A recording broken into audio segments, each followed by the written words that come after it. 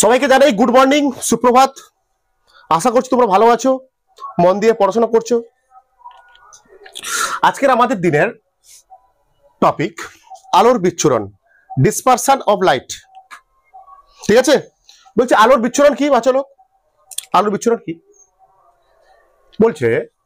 সাদা আলো বা যৌগিক বর্ণের আলো, সাদা আলো বা যৌগিক বর্ণের আলো প্রিজমের মতো, ঠিক আছে, কোন স্বচ্ছ প্রতিসারক মাধ্যম দ্বারা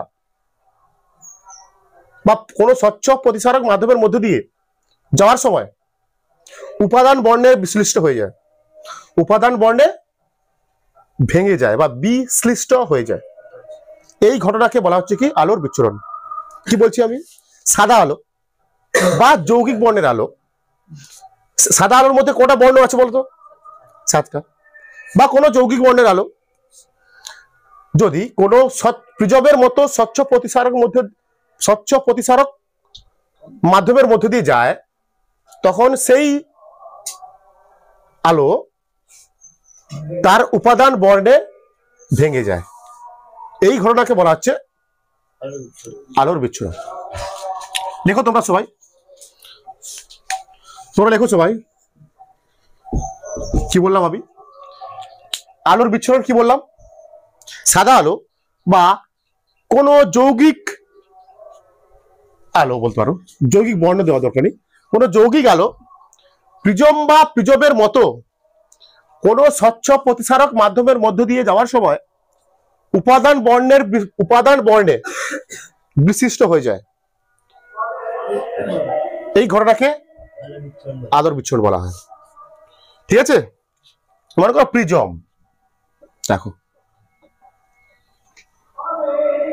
এই হচ্ছে প্রিজম। আমরা দেখেছি প্রিজম, প্রিজম এটা। যদি প্রিজমের উপর কোনো আলো পড়ে, কোন আলো পড়ে? সাদা বা কোনো যৌগিক বর্ণের আলো, সাদা বা কোনো বা যৌগিক আলো, সাদা বা কোনো যৌগিক আলো যদি যায়, কোন আলো এটা? সাদা বলো, জানলাম আমি, সাদা লিখলাম। হ্যাঁ, যদি পড়ে কি হবে? এটা অভিলম্ব টানতে হবে আগে একটা, তাই তো? না টানতে হবে না? অভিলম্ব টানলাম তোমাদের সামনে আমি। বলছে এই সাদা আলো, আমরা বলেছিলাম, প্রথমেই বলেছিলাম যখন প্রিজম পড়ছিলাম তোমাদের, যখন তোমাদের আমি প্রিজম পড়াচ্ছিলাম, বলেছিলাম কি প্রিজমের যে প্রথম তল, যে প্রথম প্রতিসারক তল, সেখানটা কি হয়?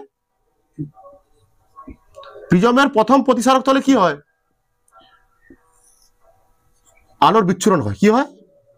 আলোর বিচ্ছুরণ হয়। প্রিজমের প্রথম প্রতিসারক তলে, যে তলে আলো পড়ছে, সেই তল থেকে যখন ঢুকছে কাঁচের মধ্যে আলো, তখন সেই আলো ভেঙে যায়। সাদা আলো হলে, যদি সাদা আলো ফেলি, সাদা আলোর মধ্যে 7টা বর্ণ থাকে, 7টা বর্ণে ভেঙে যাবে। বুঝতে পেরেছো? বুঝতে পারছো তোমরা? তাহলে এখান থেকে ভাঙবে, মানে সাদা আলো কি হবে? এখান থেকে ভাঙবে। কিরকম ভাঙবে? 7টা তো, একটা। আচ্ছা, অভিলম্বের দিকে সরে আসবে তো, অভিলম্বের দিকে সরে আসবে। এটা কি লঘু? এটা কি বায়ু? এটা কি? তাহলে এর মধ্যে ঢুকলে কি হবে? অভিলম্ব দিকে, এটা অভিলম্ব, তার দিকে একটু সরে আসবে। তাও আমি তোমাদের জন্য একটু হালকা করে একটা আলো, একটা বর্ণের আলো আসবে এখানটা, মানে এখান থেকে ভাঙবে সব। বুঝতে পারছো কি বলছি? 2, 3, 4, বলছে এই তলে 7টা আলো ভেঙে যায়। তোমরা সব এতে করবে, কি করবে? স্কেল দিয়ে করবে। এই তলে যখন সাদা আলো পড়ে, এই তলেই সাদা আলোর কি হয়ে যায়? বিচ্ছুরণ হয়ে যায়। ঠিক আছে, বিচ্ছুরণ হয়ে এখানে পড়লো, এগুলো সব তোমরা দাগ দিয়ে টানবে, স্কেল দিয়ে টানবে। হ্যাঁ, তোর এখানে আলো পড়লো, এখান থেকে আবার কোথায় যাবে? কাঁচ থেকে আবার বায়ুতে যাবে। তাহলে এখানে একটা অনেকগুলো এত অভিলম্বটা লাভ নেই, আবার একটার অভিলম্বটা নেই। কি আলো যাওয়া উচিত ছিল কিরকম? এখানটায় সোজা যাওয়া উচিত ছিল, কিন্তু এটা অভিলম্ব কোথায় হবে? এটা তলের উপর লম্ব, এটা তল, এখানে আলো পড়ছে এখানটায়, তাহলে অভিলম্ব কেমন হবে? এর উপরে এইটা, তাই তো? এই টাইপের হবে। সেটা কি হবে? এটা অভিলম্বের দিকে সরে আসবে, অভিলম্ব থেকে দূরে সরে যাবে। এটা অভিলম্ব আস্তে আস্তে করে এরকম করে একটু একটু সরবে। এই আলোগুলো সব, এইগুলো সব এরকম করে একটু সরবে, ঠিক আছে? বুঝতে পেরেছো নাকি? এই তো অবিলম্ব। এর অবিলম্ব কি হবে? এটা এর অবিলম্ব এটা হবে, ঠিক আছে? একটার অবিলম্ব আঁকা যায়, অনেক সবগুলো অবিলম্ব আঁকা যায়। অবিলম্ব থেকে কি হবে? দূরে সরবে, মানে নিচের দিকে, আরো নিচের দিকে নামবে, ঠিক আছে? যদি এখানটা কোনো থাকে, পর্দা থাকে, তখন দেখা যাবে এখানে একটা পট্টি সৃষ্টি হয়েছে। কি হয়েছে? আলোর বর্ণের পট্টি। মানে এখানে সাদা আলো এলো, সাদা আলো পড়লো প্রিজমের এই তলে, সাদা আলো বিচ্ছুরণ হলো, তারপর এই তলে পড়লো, এই তল থেকে শুধুমাত্র কি হলো? আলোর প্রতিসরণ হলো। তাহলে আমরা যদি এখানে কোনো পট্টি রাখি বা কোনো পর্দা রাখি, দেখা যাবে এখানে একটা বর্ণালী সৃষ্টি হয়েছে। কি সৃষ্টি হয়েছে? বর্ণালী। দেখা যাবে নিচে আছে বেগুনি, VIB, ভিভ জিওর। ভিভ জিওর তো বলেছিলাম, ভিভ জিওর, বা বাংলায় আমরা বলি একদম নিচে থাকবে কি? বেগুনি, তাই তো? বেগুনি, বে নি আ স হ কলা, বেনি আসহ কলা। তাহলে এখানে সাদা আলোর বিচ্ছুরণ হচ্ছে। সাদা আলোর কি হচ্ছে? এখানটা প্রিজমে সাদা আলোর বিচ্ছুরণ হচ্ছে। ওকে, তাহলে দেখতে পাচ্ছি সাদা আলো বিচ্ছুরণ হলে প্রিজমের যদি এপারে যদি কোনো আমরা পর্দা রাখি, সেই সাদা আলোর কি সৃষ্টি হবে? একটা বর্ণালী সৃষ্টি হবে। কি সৃষ্টি হবে? এটা বর্ণালী। তোমাদের বান্ধবী বর্ণালী নয়, বর্ণালী নেই, এটা ওই বর্ণালী। হ্যাঁ, বর্ণালী সৃষ্টি হবে। তার বলা হচ্ছে এখানটা, আচ্ছা দেখে বলো কোন আলোর বিচ্যুতি কোণ সব থেকে বেশি? এখান থেকে দেখে দেখে কিছু বলো, কিছু ডাটা জিনিস, ডাটা আমাকে লিখতে হবে এখান থেকে। প্রিজমে সাদা আলোর বিচ্ছুরণ করলাম আমরা। প্রিজমে কি করলাম? সাদা আলোর বিচ্ছুরণ হলে কি সৃষ্টি হয়? একটা বর্ণালী সৃষ্টি হয়, বেনি আসহ কলা। এখান থেকে বলো আমাকে কোন আলোর চ্যুতিকোণ বেশি? আগে বলো। হ্যাঁ, কোনটা চ্যুতিকোণ দেখাও। এইটা হচ্ছে মেন পথ। চ্যুতিকোণ মানে কি? আলোর প্রকৃত গতিপথ কোনটা? এটা। আর অন্তিম গতিপথ। অন্তিম গতিপথ মানে এখানে সাতটা আলো ভেঙে গেছে। চ্যুতিকোণ মানে কি বলতেছিলাম তোমাদের? আলোর প্রকৃত গতিপথ আর অন্তিম গতিপথের মধ্যবর্তী কোণ। হ্যাঁ, এটা প্রকৃত গতিপথ আলোর, কিন্তু বেরোচ্ছে এরকম। এটা প্রকৃত লাল আলোর, এটা প্রকৃত গতিপথ, এটা আর কমলা, এটা হলুদ। তাহলে কার তাহলে এখানটা যদি বলে চ্যুতিকোণ কত, কোনটার বেশি? এইটা হচ্ছে লালের জন্য চ্যুতিকোণ। হ্যাঁ, এটা হচ্ছে লালের জন্য চ্যুতিকোণ, তাই তো নাকি? এটা নিচের দিকে টানলে কি পাবো? এখানে কোণ পাবো। হ্যাঁ, এটা হচ্ছে কি? বেগুনির জন্য চ্যুতিকোণ। তাহলে কার চ্যুতিকোণ বেশি? এখানটায় বেগুনি বর্ণের আলোর চ্যুতিকোণ বেশি। লেখো এখানটায়, লিখে ভালো লিখতে হবে এগুলো। ছবি তো আঁকা উচিত ছিল, নাম আছে। আলোর কম্বিনেশন আছে, তারা শেখাবো আমি তোমাদের। বইতে নেই যদিও, আমি শেখাবো তোমাদের। আলোর কম্বিনেশন অফ লাইট শেখাবো আমি। কি বলবো? এখানে লাল বর্ণের আলোর চ্যুতিকোণ কম, লাল বর্ণের আলোর চ্যুতিকোণ কম, এবং লাল বর্ণের আলোর কি বেশি? বেগ বেশি হবে। লাল বর্ণের ক্ষেত্রে আলোর প্রতিসরাঙ্ক কেমন হবে? তাহলে এখানে বলো বেশি হবে না কম হবে? বলো। আমরা জানি কি প্রতিসরাঙ্ক সমান, লাল বর্ণের আলোর জন্য প্রতিসরাঙ্ক সমান মিউ আর সমান সি বাই ভিআর। ভিআর বলতে পারো, কি বলতে পারো এটাকে? লাল বর্ণের আলোর বেগ, এটা ভিআর বেগ, এটা আছে লাল বর্ণের আলোর বেগ, শূন্য মাধ্যমে আলোর বেগ বাই আলোর বেগ, ঠিক আছে? তাহলে এখানে বলো আমাকে, তাহলে এখানে বলো, দেখে আমাকে দেখ, বলছে লাল বর্ণের আলোর প্রতিসরাঙ্ক, এটা কি? এটা কি লিখছি আমি? লাল বর্ণের ক্ষেত্রে, লাল বর্ণের ক্ষেত্রে প্রতিসরাঙ্ক, লাল বর্ণের ক্ষেত্রে, এটা কি বললাম? লাল বর্ণের ক্ষেত্রে কোন মাধ্যমের প্রতিসরাঙ্ক হবে সি বাই ভিআর। হ্যাঁ, তাই তো? তাই লাল বর্ণের আলোর বেগ বেশি, তো লাল বর্ণের বেগ, আলোর বেগ তো বেশি, মানে ভিআরটা তো বেশি অনেক, ভিআরটা তো অনেক বেশি, সবার থেকে বেশি, লাল বর্ণের আলোর সবার থেকে বেশি। তাহলে প্রতিসরাঙ্ক কি হবে? এটা কম হবে। কেন? এটা কি সম্পর্ক আছে? ব্যস্ত সম্পর্ক আছে। যত বেগ বেশি হবে প্রতিসরাঙ্ক কম হবে। বুঝতে পারছো কি বলছি আমি? আমরা কি দেখতে পাচ্ছি, প্রিজমে লাল আলোর বিচ্যুতি কোণ সবচেয়ে কম, বিচ্যুতি কোণ এবং আলোর বেগ বেশি। এবার বলছি লাল বর্ণের ক্ষেত্রে কোন মাধ্যমের প্রতিসরাঙ্ক কি হবে? লাল বর্ণের আলোর ক্ষেত্রে C/VR, মানে এটা কি লাল বর্ণের ক্ষেত্রে আলোর বেগ যত VR যত বেশি হবে μr তত কি হবে? কমবে। এটা সবার থেকে বেশি, এখানে VR এর মান সবার থেকে বেশি, তার জন্য μr এর মান সবার থেকে কম হবে। তার মানে বলতে পারি লাল বর্ণের জন্য বা লাল বর্ণের ক্ষেত্রে প্রতিসরাঙ্ক, লাল বর্ণের ক্ষেত্রে প্রতিসরাঙ্ক সব থেকে কি হয়? কম হয়। ঠিক আছে, সব থেকে কম হয়। বুঝতে পেরেছো? ক্লিয়ার? এবার 2 নম্বর লেখো, একদম লাস্ট একটা, প্রথমটা করছি আর লাস্টটা করছি আমরা। বেগুনি বর্ণের আলো, লাস্টটা আবার দেখছি, বেগুনি বর্ণের আলোর চ্যুতিকোণ কি সব থেকে? চ্যুতিকোণ সব থেকে বেশি দেখতে পাচ্ছি আমরা, এবং বেগ কম, বেগ সব থেকে কম। তাহলে আমরা বেগুনি বর্ণের ক্ষেত্রে কি দেখতে পাবো? কার কোনো প্রশ্ন থাকলে বলো। বেগুনি বর্ণের ক্ষেত্রে কার কোনো প্রশ্ন থাকলে বলো। μv সমান C/VB বলতে পারি। তাহলে এখানটা কি এই বির মান সব থেকে কি হয়? কোথায়? বেগ, বেগ। বেগুনি বর্ণের আলোর বেগ সব থেকে কি? এটা কম যত হবে এটা তত কি হবে? তাই বলতে পারি আমরা বেগুনি বর্ণের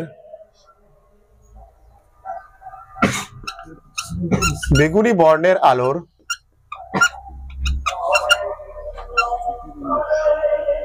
ক্ষেত্রে, বেগুনি বর্ণের আলোর ক্ষেত্রে প্রতিসরাঙ্ক বেশি না কম? বেশি না কম? সব থেকে বেশি। প্রশ্ন পড়বে এটা, কোন বর্ণের আলোর প্রতিসরাঙ্ক সব থেকে বেশি এবং কোন বর্ণের আলোর প্রতিসরাঙ্ক সব থেকে কম।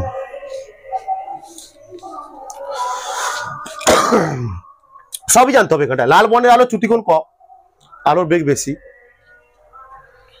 তাই লাল বর্ণের ক্ষেত্রে প্রতিসরাঙ্ক সব থেকে কম হবে।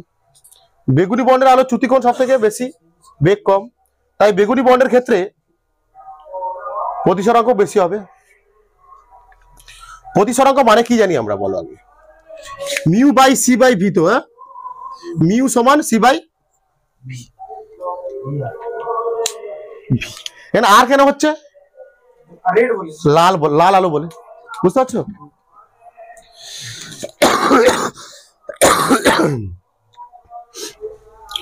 স্নেলের সূত্রের সাহায্যে আলোর বিচ্ছুরণের ব্যাখ্যা, ভেরি ভেরি ইম্পর্টেন্ট, পরীক্ষার জন্য এটা ইম্পর্টেন্ট, 2 নম্বরে পড়তে পারে এটা। দেখো, স্নেলের সূত্রের সাহায্যে আলোর বিচ্ছুরণের ব্যাখ্যা, ভেরি ভেরি ইম্পর্টেন্ট পরীক্ষার জন্য। কি বলছি আমরা? আমরা কি দেখেছি? লাল বর্ণের আলো তরঙ্গ দৈর্ঘ্য সব থেকে কি হয়? যার তরঙ্গ দৈর্ঘ্য বেশি সে দ্রুত যাবে, মানে লাল বর্ণের আলোর বেগ কি হবে? আর বেগুনি বর্ণের আলোর বেগ কম, কারণ এর তরঙ্গ দৈর্ঘ্য কম। আমরা বলেছি এরকম যে এটা বে নি আসহ কলা, যত আমরা বাম থেকে ডান দিকে যাবো তরঙ্গ দৈর্ঘ্য বাড়ে। দেখো লাস্টে কি আছে? লাল, তার লালের তরঙ্গ দৈর্ঘ্য সব থেকে বেশি, বেগুনি তরঙ্গ দৈর্ঘ্য সব থেকে কম। এর তরঙ্গ দৈর্ঘ্য বেশি মানে এর কি বেশি? বেগ বেশি। এর তরঙ্গ দৈর্ঘ্য কম মানে কি? বেগ কম। এবার আমরা জানি মিউ সমান প্রতিসরাঙ্ক সমান C/V। কোন মাধ্যমের প্রতিসরাঙ্ক সমান শূন্য মাধ্যমের আলোর বেগ বাই ওই মাধ্যমে আলোর বেগ। এবার লাল বর্ণের ক্ষেত্রে ভাবো প্রতিসরাঙ্ক, লাল বর্ণের ক্ষেত্রে কোন মাধ্যমের প্রতিসরাঙ্ক কি লিখতে পারি আমরা? μr, রেড আর মানে কি? Red by C/VR। বলছে লাল বর্ণের আলোর বেগ সব থেকে বেশি, আর প্রতিসরাঙ্কের সঙ্গে বেগের কি সম্পর্ক দেখতে পাচ্ছি? ব্যস্ত সম্পর্ক। তা লাল বর্ণের আলোর সব থেকে বেগ বেশি, লাল বর্ণের আলোর সব থেকে বেগ বেশি, তার জন্য লাল বর্ণের আলোর ক্ষেত্রে প্রতিসরাঙ্ক কি হবে? সব থেকে কি? কম। কম, বড় সংখ্যা দিয়ে ভাগ করছি এখানে আমি। এবার বেগুনি বর্ণের আলোর ক্ষেত্রে বেগুনি বর্ণের আলোর বেগ কি? সব থেকে কি? তাহলে মিউর মান কি হবে? সব থেকে, মানে প্রতিসরাঙ্ক কি হবে? বেশি লিখেছি দেখো, এই জন্য বেগুনি বর্ণের আলোর প্রতিসরাঙ্ক বেশি। এবার আবার একটা সূত্র আছে, মিউর আর একটা সূত্র আছে তো। এবার বলছে মিউ সমান সাইন আই বাই, জানি এটা স্নেলের সূত্র। যদি আপাতন কোণ ধ্রুবক হয়, মানে আইটা ধ্রুবক, মানে প্রতিটা বর্ণের আলোর ক্ষেত্রে, দেখো আই কেন ধ্রুবক, আমরা যখন আলো ফেলছিলাম আপাতন কোণ কি সমস্ত বর্ণের ক্ষেত্রে আই কিন্তু এক, ওই ক্ষেত্রে কিন্তু আই এক। যখন আমরা প্রিজমে ফেলছিলাম আলো, এখানে তো আলো সাদা আলো ফেলছিলাম তো, এখানে সমস্ত বর্ণ আছে এর মধ্যে, তাহলে সমস্ত বর্ণের ক্ষেত্রে আপাতন কোণ কি এখানটায় আই, আপাতন কোণ আই একই ধ্রুবক। যদি আপাতন কোণ ধ্রুবক হয় আমরা বলতে পারি এই প্রতিসরণ কোণটা বা সাইন আরটা প্রতিসরাঙ্কের কি ব্যস্ত সম্পর্ক, মানে যার প্রতিসরাঙ্ক কম তার আর বেশি, মানে প্রতিসরণ কোণ বেশি কি ব্যস্ত সম্পর্ক। যার প্রতিসরাঙ্ক কম তার প্রতিসরণ কোণ বেশি, যার প্রতিসরাঙ্ক বেশি তার প্রতিসরণ কোণ কম। তাহলে আমরা একটু আগে দেখেছি তো কার প্রতিসরাঙ্ক বেশি কম, সব থেকে লাল বর্ণের আলোর প্রতিসরাঙ্ক সব থেকে কি কম, তাহলে লাল বর্ণের আলোর কি বেশি হবে প্রতিসরণ কোণ, আর প্রতিসরণ কোণ বেশি মানে চ্যুতি কোণ কম, ঠিক আছে, চ্যুতি কোণ কম, ঠিক আছে। চ্যুতি কোণ কম মানে চ্যুতি কোণ কেন কম হচ্ছে, চ্যুতি কোণের সূত্র কি ডেল্টা সমান আই মাইনাস আর, আই তো নির্দিষ্ট, আই তো আবার বলছে কি প্রতিসরণ কোণ লাল বর্ণের ক্ষেত্রে প্রতিসরণ কোণ কি সবথেকে কি বেশি, মানে আই কে বেশি সংখ্যাতে বিয়োগ করবো, তাহলে কি মানটা পাবো, বেশি মান পাবো না কম মান পাবো, কম মান পাবো, সেটাই বলছে কম, চ্যুতি কোণের জন্য কম, আর বেগুনি বর্ণের আলোর ক্ষেত্রে প্রতিসরাঙ্ক সবথেকে কি বেশি, একটা করে আসছে আমরা পরপর বেশি, তাই প্রতিসরণ কোণ কি হবে বেশি হলে এটা প্রতিসরাঙ্ক বেশি হলে প্রতিসরণ কোণ কম হবে, আর প্রতিসরণ কোণ কম মানে কি এর মানটা একটু কম সংখ্যাতে বিয়োগ করবো,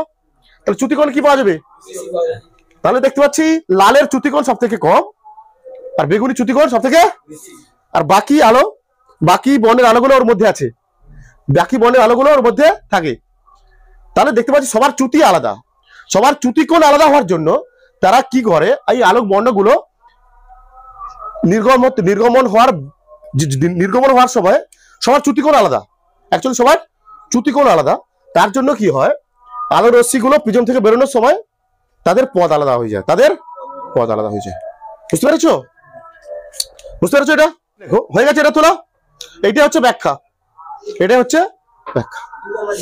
দু নম্বর, এবার দুকে 3 নম্বর দিতে পারে, এটা 3 নম্বরও দিতে পারে, বুঝতে পেরেছো।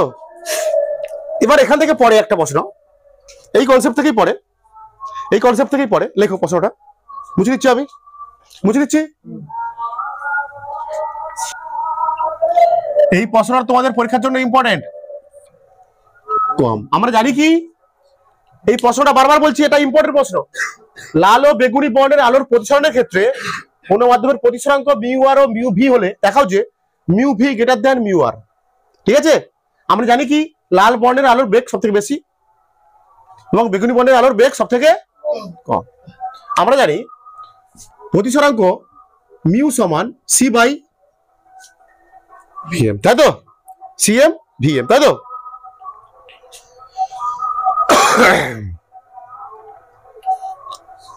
অতএব এটা আমরা জানি কোন মাধ্যমের প্রতিসরাঙ্ক সমান শূন্য মাধ্যমে আলোর বেগ বাই ওই মাধ্যমে আলোর বেগ। তাহলে আমরা লিখতে পারি লাল বর্ণের আলোর ক্ষেত্রে প্রতিসরাঙ্ক মিউ আর সমান লিখতে পারি সি বাই ভি আর, ঠিক আছে, সি বাই ভি আর। এবং বেগুনি বর্ণের আলোর ক্ষেত্রে প্রতিসরাঙ্ক মিউ ভি সমান আমরা লিখতে পারি সি বাই ভিবি, তাই তো, সি বাই ভিবি। আমরা জানি কি অলরেডি প্রথমে বলে দিয়েছি এখানটায় লাল বর্ণের আলোর বেগ সব থেকে বেশি, মানে ভি আর সব থেকে বেশি কার থেকে, ভিবি থেকে, বেগুনি বর্ণের আলোর থেকে বেশি।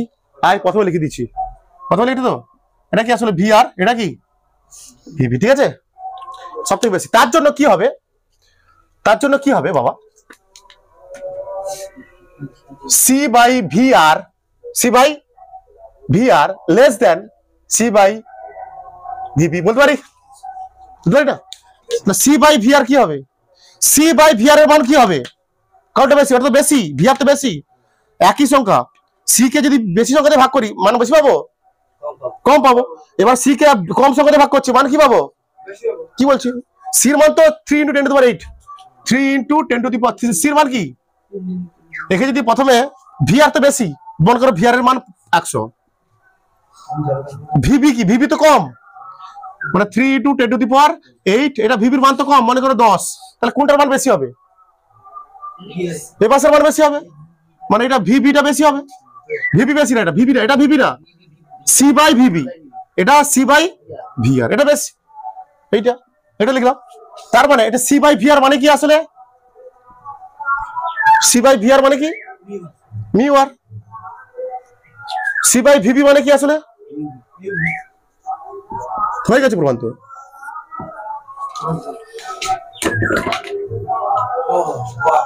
আমার প্রমাণ, এটা আমি বানিয়েছি। বলছে লাল ও বেগুনি বর্ণের আলোর প্রতিসরণের ক্ষেত্রে কোন মাধ্যমের প্রতিসরাঙ্ক মিউ আর এবং মিউ ভি হলে দেখাও যে mu V greater than mu R. আমরা জানি কি লাল বর্ণের আলোর বেগ সব থেকে বেশি হয়, কারণ এর কারণ কি? লাল বর্ণের আলোর বেগ বেশি হওয়ার কারণ কি? এর তরঙ্গ দৈর্ঘ্য বেশি, মানে ভি আর বেশি, এবং বেগুনি বর্ণের আলোর বেগ সব থেকে কম। বেগুনি বর্ণের আলোর বেগ সব থেকে কম, কারণ এর তরঙ্গ দৈর্ঘ্য কম, তরঙ্গ দৈর্ঘ্য কম। মানে এখানে ভি আর বেশি কার থেকে? ভি থেকে, তাই না? ভি থেকে পাশে লিখে দিলাম। আর এছাড়াও আমরা জানি কোন মাধ্যমের প্রতিসরাঙ্ক সমান c by v, c by v. তাহলে আমরা বলতে পারি লাল বর্ণের আলোর ক্ষেত্রে প্রতিসরাঙ্ক মিউ আর সমান সি বাই ভি আর। ওকে, আবার বেগুনি বর্ণের আলোর ক্ষেত্রে প্রতিসরাঙ্ক মিউ ভি সমান সি বাই ভিবি। যেহেতু ভি আরটা বেশি ভিবি থেকে, তার জন্য যেহেতু ভি আরটা বেশি ভিবি থেকে, তার জন্য সি বাই ভি আর পুরোটার মান তা কি হয়ে যায়? কম হয়। কার থেকে? সি বাই ভিবির থেকে। এই পুরোটার মান সি বাই ভি আর এর মান যা হবে, সি বাই ভিবির মান তাই হবে না। এখানে ভি আরটা বেশি, ভিবিটা কম, তাহলে এই মানটা কি হবে? কম পাবো। আলটিমেট এই মানটা আমরা, আর এই মানটা বেশি পাবো। ঠিক আছে? এটা মানে কি? মিউ আর, এটা মানে কি? এটা হচ্ছে প্রমাণ, ভেরি ভেরি ইম্পর্টেন্ট প্রমাণ। পরীক্ষা পড়বে তোমাদের, এটা এইটা পড়বে পরীক্ষা। আর আগেরটা, এটা তো মাস্ট। প্রিজমে আলোর বিচ্ছুরণ হয়, কিন্তু আয়তাকার কাঁচের ফলকে বিচ্ছুরণ হয় না। ভেরি ভেরি ইম্পর্টেন্ট প্রশ্ন, এটাও ইম্পর্টেন্ট প্রশ্ন। 2 নম্বর, বেশি না। আচ্ছা, আয়তাকার কাঁচের ফলক দেখতে কেমন হয় বলেছিলাম আমি, এই তো, ঠিক আছে? এরকম আয়তাকার কাঁচের ফলক হয়। বলছে একটি আয়তাকার কাঁচের ফলককে বলা হচ্ছে, ফলক বুঝে নাও, আচ্ছা বুঝে আগে বুঝে নে। বলছে একটি আয়তাকার কাঁচের ফলককে আমরা কি ভাবি যে একটা আয়তাকার কাঁচের ফলককে আমরা ভাবি এটি দুটো সদিশ প্রিজমের সমবায়। কি বলছি? দুটো সদিশ ত্রিভুজের সমবায়, মানে দুটো সদিশ প্রিজম যোগ করে তৈরি করা হয় একটা কাঁচের ফলক। ভাবা হয়, কল্পনা করা হয়। একটা আয়তাকার কাঁচের ফলককে কি কল্পনা করা হয়? দুটো প্রিজমের সমবায়, বা দুটো প্রিজম দিয়ে তৈরি করা হয়েছে। ঠিক আছে? কি বলছি বুঝতে পারছো? ধরো দুটো একই রকম দেখতে প্রিজম, হ্যাঁ, দুটো একই রকম দেখতে প্রিজম। সদিশ প্রিজম মানে কি? দুটো সদিশ প্রিজম মানে কি? দুটো একই রকম দেখতে প্রিজম। হ্যাঁ, বলছে এই আয়তাকার একটা আয়তাকার কাঁচের ফলককে কি ভাবা হয়? দুটো সদিশ প্রিজমের সমবায়। ঠিক আছে? কি করা হয় এখানটা? বলছে একটা প্রিজমের, বলছে দুটো প্রিজমের প্রতিসারক তলকে পরস্পর সমান্তরাল রাখা হয়। প্রিজমের প্রতিসারক তল দুটোকে সমান্তরাল রাখা হয়, আর ভূমিগুলোকে কি করা হয়? উল্টো দিকে রাখা হয়। এর ভূমি নিচের দিকে হলে এর ভূমিকে কি করবো আমি? দেখো পরস্পর সমান্তরালে আছে। প্রিজমের প্রতিফলক তল দুটো কি, সরি, কাঁচের প্রতিফলক তল দুটি পরস্পর সমান্তরালে রাখা হয়, এবং ভূমিগুলো পরস্পর বিপরীত দিকে রেখে রাখা হয়। দেখো, হ্যাঁ, বুঝতে পেরেছো কি বলছি? একটা প্রিজম আসলে দুটো, একটা আয়তাকার কাঁচের ফলক কি ভাবা হচ্ছে? দুটো সদিশ প্রিজমের সমবায়। কিভাবে সবাই ভাবা হয় যে প্রিজম দুটির ভূমিকে পরস্পর বিপরীত দিকে রেখা রাখা হয় এবং প্রতিফলক তল দুটোকে পরস্পর সমান্তরালে রাখা হয়। তাহলে কি ওখানে সাদা আলো পড়ে, সাদা আলো কি হবে, এখান থেকে কি হবে, ভেঙে যাবে সাদা আলো। সাদা আলো আবার যখন এখান থেকে এখানে প্রবেশ করবে, আবার সব আলো আবার একসঙ্গে কি হয়ে যাবে, পূর্ণ সংযোজিত হবে। পূর্ণ সংযোজিত হয়ে সাতটা আলো আবার সাদা আলোয় পড়তে হবে। কি বলছি বোঝা যাচ্ছে? কি বলছি বুঝতে পারছো?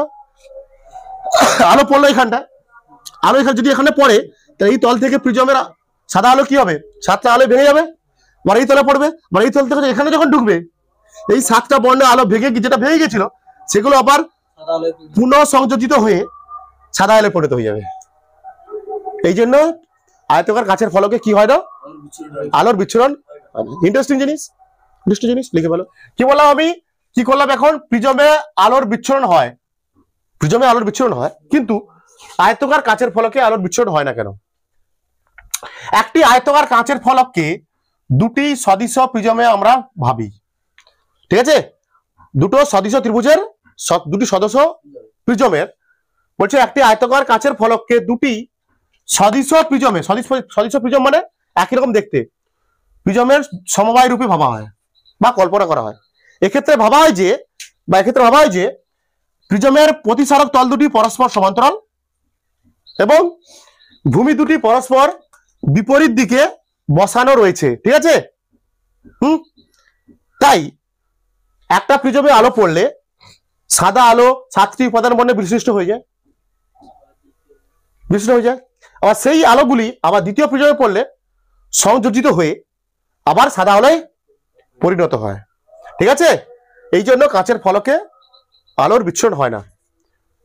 আলো বিচ্ছুরণ হচ্ছে কোথায় হচ্ছে, মধ্যে হচ্ছে, দেখা যাচ্ছে না, ঠিক আছে।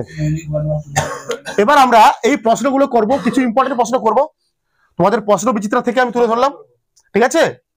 এগুলো ইম্পর্টেন্ট প্রশ্ন, সহজ প্রশ্ন, এগুলো একদম অনেক কঠিন জিনিস পড়ে এসেছি আমরা, এগুলো খুবই সহজ। বলছে শূন্য মাধ্যমে আলোর বিচ্ছুরণ হয় না কেন। আমরা এবার 1টা 2টো 3টে 4টে 5টা 6টা 7টা 8টা 9টা প্রশ্ন করবো, তারপর নতুন টপিকে ঢুকবো আমরা। হ্যাঁ, প্রথম প্রশ্ন, কোশ্চেন নাম্বার 1 এর উত্তর কি হবে বলো, শূন্য মাধ্যমে আলোর বিচ্ছুরণ হয় না কেন।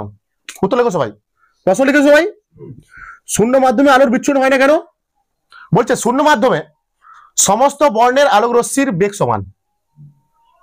শূন্য মাধ্যমে কি হয়, সমস্ত বর্ণের আলোক রশ্মি বেগ সমান হয়, তার জন্য শূন্য মাধ্যমে আলোর কোনো বিচ্ছুরণ হয় না, সমান বেগে চলে। শূন্য মাধ্যমে প্রতিটা বর্ণের আলো সমান বেগে চলে। দেখো শূন্য মাধ্যমে কি বললাম আমি তোমাদের, শূন্য মাধ্যমে আলোর বিচ্ছুরণ কেন হয় না, যে শূন্য মাধ্যমে সমস্ত বর্ণের আলোক রশ্মির বেগ সমান হয়, তাই শূন্য মাধ্যমে আলোর কোনো বিচ্ছুরণ হয় না। বুঝতে পেরেছো, লিখে ফেলো। উদাহরণ দাও, 2 নম্বর শর্ট প্রশ্নের উত্তর কি হবে।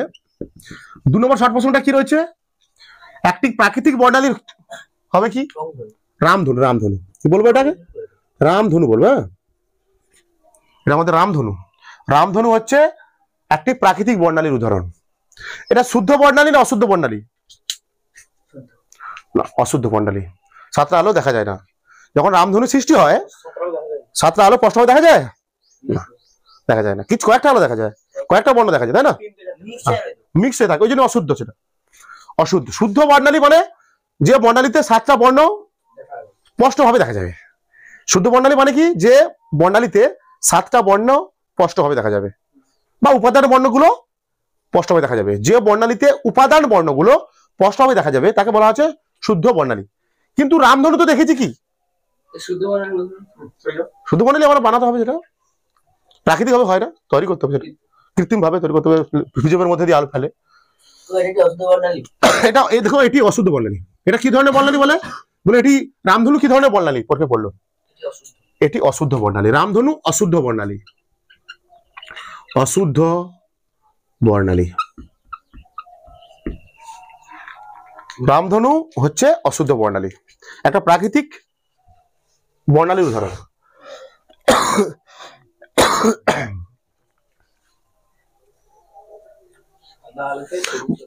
সাদা আলোতে সবুজ পাতা সবুজ দেখায় কেন, মনে রাখবে, বিমোটের প্রশ্ন, ভালো প্রশ্ন। এটা কনসেপ্ট বোঝার চেষ্টা করো। সাদা আলো মানে কটা বর্ণের মিশ্রণ আছে তার মধ্যে, 7টা বর্ণ। সাদা আলো কটা বর্ণের মিশ্রণ, ঠিক আছে। তাহলে যখন সাদা আলোতে সবুজ পাতা নিয়ে যাওয়া হবে, যখন সাদা আলোতে সবুজ পাতা নিয়ে যাওয়া হবে, ঠিক আছে, তখন এই সবুজ পাতাটা কি করবে, সাদা আলোর সবুজ রংটাকে শুধু প্রতিফলিত করবে, আর বাকি যত রং আছে তার মধ্যে সাদা আলোর মধ্যে সেগুলো কি করে নেবে, শোষণ করে নেবে। না শুধু এখানে সবুজ প্রতিফলিত করছে, এখানে কি করছে সাদা আলো, এখানে সবুজ পাতা কি করছে, সাদা আলোর মধ্যে যে সবুজ বর্ণটা ছিল তাকে শুধু প্রতিফলিত করছে। মানে মনে রাখবে তোমরা, যে বর্ণের বস্তু হবে সেই বস্তুটা সেই বর্ণের আলো প্রতিফলিত করবে, আর বাকি সব শোষণ করে নেবে। আমরা একটা লাল বস্তু দেখতে পাই কেন, কারণ সে বস্তুটা লাল বর্ণের আলোটা কি করছে, প্রতিফলিত। ভালো করে শোনো তোমরা, আমি বলছি একটা বস্তুকে লাল দেখায় কেন বা নীল দেখায় কেন, মানে বুঝতে হবে সেই লাল বস্তুটা শুধুমাত্র লাল বর্ণের আলোকে প্রতিফলিত করছে, হ্যাঁ প্রতিফলিত করছে। বা সবুজ পাতাটা সবুজ দেখাচ্ছে কেন, কি বলেছি বুঝতে পেরেছো? এটা আমি সাদা আলোতে সবুজ পাতা সবুজ দেখায় কেন, কি সাদা আলো কটা বর্ণের মিশ্রণ, 7টা, তার মধ্যে কি আছে, সবুজও আছে। তাই সাদা আলোতে যদি সবুজ পাতা নিয়ে যাই আমরা, তখন দেখা যাবে সবুজ পাতাটা সাদা আলোর মধ্যে যে সবুজ রংটা আছে, সবুজ বর্ণটা আছে, তাকে শুধু প্রতিফলিত করে, বাকিগুলো শুষে নেয়। তার জন্য আমাদের চোখে আসবে সেই সবুজ বর্ণটাই আমাদের চোখে আসবে। সাদা আলো থেকে প্রতিফলিত হয়ে সবুজ বর্ণটা, সবুজ পাতা থেকে প্রতিফলিত হয়ে সবুজ বর্ণ চোখে আসবে, তাই আমাদের সবুজ দেখাবে। বুঝতে পেরেছো? তাহলে বুঝতে পারলো তোমরা, সাদা আলো 7টি বর্ণের মিশ্রণ, তাই সাদা আলোতে সবুজ পাতা রাখলে সবুজ পাতা শুধুমাত্র সাদা আলো সবুজ বর্ণকে প্রতিফলিত করে। ভাষা বোঝা যাচ্ছে? তাই সাদা আলোতে সবুজ পাতা সবুজ দেখায়।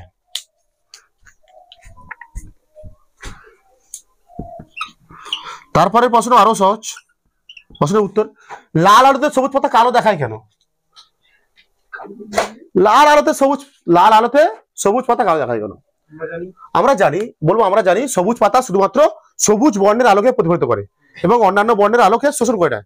তাই সবুজ পাতার উপর লাল আলো পড়লে সবুজ পাতাটি লাল বর্ণের আলোকে শোষণ করে নেয়, কোনো আলো প্রতিফলিত হয় না, তাই সবুজ পাতাকে লাল আলোতে কালো দেখায়।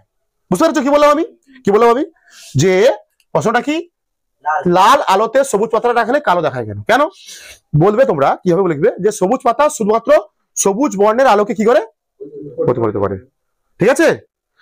এবার সবুজ পাতাকে লাল আলোতে নিয়ে গেলে দেখা যাবে সবুজ পাতা ওই লাল আলোটাকে শোষণ করে না, কোনো বর্ণকে প্রতিফলিত করতে পারে না, তার জন্য সবুজ পাতা কি দেখায়, কালো দেখায়।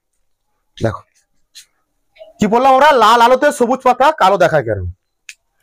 আমরা জানি, কি লিখবে, আমরা জানি সবুজ পাতা শুধুমাত্র সবুজ বর্ণের আলোকে প্রতিফলিত করে। তোমরা লেখো, সবাই লিখে নাও, এগুলো শর্ট প্রশ্ন পড়তে পারে।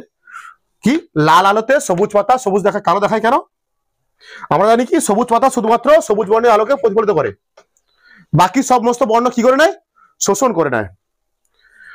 তাই লাল আলোতে সবুজ পাতা নিয়ে গেলে লাল বর্ণ শোষণ করে নেয়, কোনো আলো প্রতিফলিত হয় না, ঠিক আছে।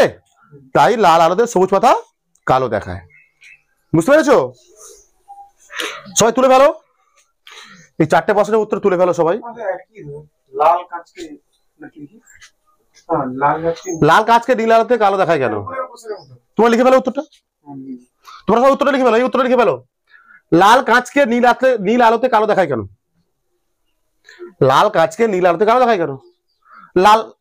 লাল কাঁচ কি করবে, শুধুমাত্র বলছে লাল কাঁচ শুধুমাত্র লাল বর্ণের আলোকে প্রতিফলিত করে, বাকি সমস্ত বর্ণ শুষি নেয়। তাই লাল কাঁচকে নীল আলোতে নিয়ে গেলে সে কি করবে, নীল আলোটাকে শোষণ করে নেবে, কোনো বর্ণ প্রতিফলিত করবে না, তার জন্য কালো দেখাবে। লিখে ফেলো তোমরা, যাও। প্রশ্ন নম্বর কত এটা, 1 2 3 4 5 6, তাই তো? 6 দাগের অ্যান্সার কি হবে, বলছে একটা লাল কাঁচ একটা নীল কাঁচ পরপর রাখা হয়েছে এবং তারপরে যদি সূর্যালোক পড়ে কালো হয়ে যায় কেন?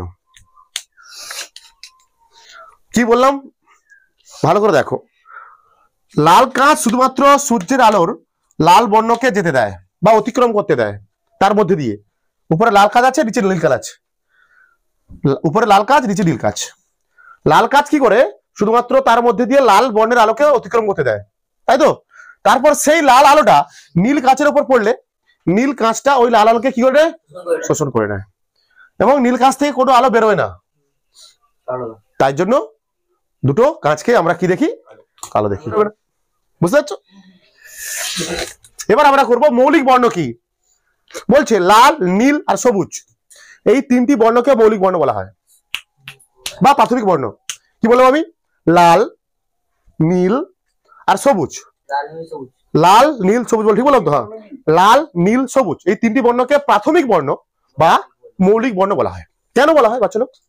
বলছে এই তিনটি বর্ণ দ্বারা, এই তিনটি বর্ণকে উপযুক্ত পরিমাণে মিশিয়ে আমরা যে কোনো বর্ণের আলো তৈরি করতে পারি। কি বলছি আমি? মৌলিক বর্ণ কাদের বলবো? লাল, নীল আর সবুজকে আমরা বলি মৌলিক বর্ণ বা প্রাথমিক বর্ণ। কারণ কি এর কারণ বলা হয়? কারণ কেন? যে এই তিনটি বর্ণকে আমরা যে কোনো অনুপাতে মিশিয়ে বা যে কোনো বর্ণ তৈরি করতে পারি, এই জন্য এদেরকে বলা হয় মৌলিক বর্ণ। পরিপূরক বর্ণ কে বলে? যে দুটো বর্ণের মিশ্রণ, বুঝে দিচ্ছি এটা, আবার লিখবো, দেখাবো, লিখে দেবো আমি। পরিপূরক বর্ণ মানে কি? যে দুটো বর্ণের মিশ্রণকে উপযুক্ত পরিমাণে মেশালে আমরা সাদা আলো পাই। হ্যাঁ, যে দুটো বর্ণকে আমরা উপযুক্ত পরিমাণে মেশালে সাধারণ বর্ণ পাবো, তাদেরকে একে অপরের পরিপূরক বর্ণ বলে। যেমন যেমন তোমরা যখন সাদা জামাতে কি দাও? নীল দাও। কেন দাও? দীর্ঘদিন সাদা জামা ব্যবহার করতে করতে একটা হলুদ রঙের দাগ হয়ে যায়, হলদেটা ভাব এসে যায়। হ্যাঁ, নীল না দিলে আর কি, ব্লু না দিলে হালকা করে হলুদ হয়ে যায়, কারণ জলের মধ্যে লোহা টোহা থাকে, ঠিক আছে? লোহা টোহা জমে জমে সাদা জামা কি হয়ে যায়? হলদে হয়ে যায়। তার জন্য আমি কি করা হয়, তার যদি নীল দেওয়া হয়, তার পরিপূরক বর্ণ, হলদুদের পরিপূরক বর্ণ হচ্ছে নীল। হ্যাঁ, পরিপূরক বর্ণ। সেই নীল দেওয়ার সঙ্গে সঙ্গে কি হয়ে যাবে? হলুদের সঙ্গে মিক্সড হয়ে কি বর্ণ উৎপন্ন করবে? আবার সাদা হয়ে যাবে।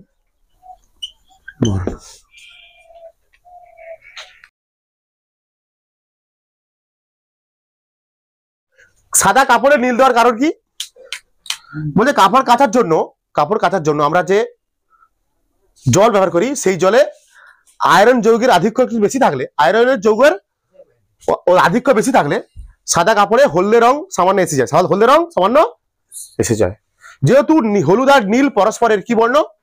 পরিপূরক বর্ণ। যেহেতু হলুদ ও নীল পরস্পর পরিপূরক বর্ণ, তাই সাদা কাপড় কাচার পর নীল জলে ডোবালে আবার সাদা হয়ে যায়। ক্লিয়ার হয়েছে এটা?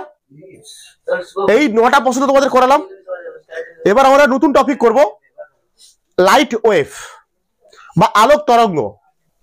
রেডি? হ্যাঁ, আমরা তোমাদের কি বলেছিলাম? আলো এক ধরনের তরঙ্গ, তড়িৎ চুম্বকীয় তরঙ্গ। কে বলেছিল এটা? ম্যাক্সওয়েল, বিজ্ঞানী ম্যাক্সওয়েল। আলো এক ধরনের তড়িৎ চুম্বকীয় তরঙ্গ। ওকে, কে বলেন? ম্যাক্সওয়েল। তিনি বলেন আলোর বেগ কত?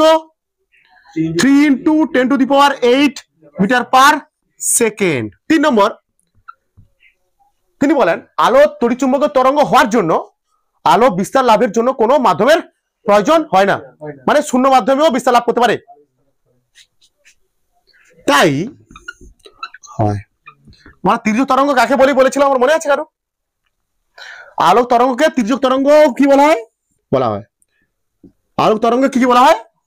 তির্যক তরঙ্গ বা ট্রান্সভার্স ওয়েভ। কি বলা হয়? কি ট্রান্সভার্স ওয়েভ। আলোক তরঙ্গ এক ধরনের কি ধরনের তরঙ্গ? Transverse wave. ঠিক আছে? ট্রান্সভার্স ওয়েভে কি হয় বলতো? কণার বেগ আর তরঙ্গের বেগ পরস্পর কোন দিকে হয়? না,